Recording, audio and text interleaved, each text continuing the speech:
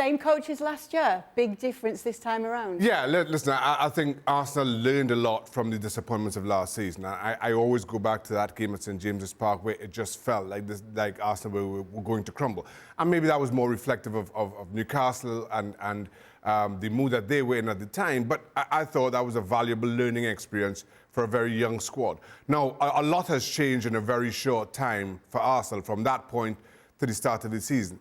I think you have to look at the signings in the summer, Zinchenko, Gabriel Jesus in particular, who absolutely fantastic. Jesus gets injured, Nketiah comes in and just fills a void like you didn't think he could up to that point. Then he kind of goes off the boil, but Martinelli finds a little bit of form. Then he loses form, Trossard is signed, he comes in. Everything just worked so wonderfully well. And in the wider discussion around talking about player of the season, yeah, I think Odegaard has been the standout, but there are so many others, Bukayo Saka, who's played his part, and without their performances, I don't think we're having this discussion about Arsenal. I've spoken about Jesus and Zinchenko. Thomas Partey avoided injuries for the most part. His leadership has been invaluable as well.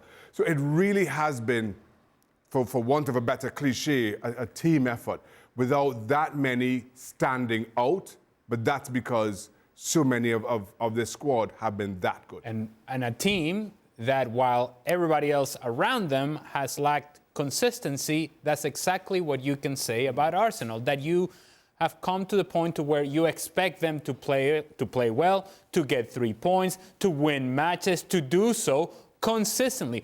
You cannot say that about Liverpool. You cannot say that certainly about Chelsea. Early on in the season, there was a question about Manchester United as well, and Manchester City themselves haven't been nearly as consistent as they have been in years past. So they're taking advantage of what's going on around them in teams that are falling short of their own expectations, and they themselves are now shooting above their own expectations, and they're willing to then take their game to a different level that is, I think, pushed by that level of confidence that you get from winning consistently. And it just feeds, that's something that it feeds itself.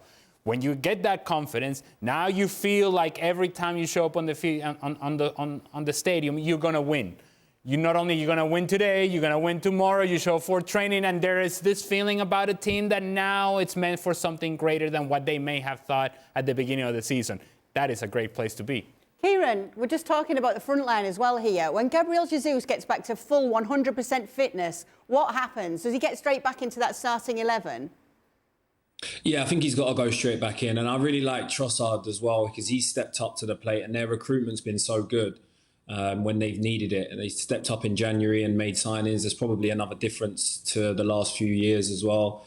But yeah, for me, he has to go in. He's a big game player. He scores big goals. He works hard for the team. And what I love about Arsenal is that even their best players are doing the most work, you know, from the front line. They're just relentless. And in most games this season, they've started with the early punch and gone ahead. And then it just feels like the game just runs away from the opposition.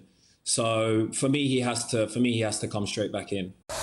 Thanks so much for watching ESPN on YouTube. And for more sports highlights and analysis, be sure to download the ESPN app. And for premium content and live streaming, subscribe to ESPN Plus.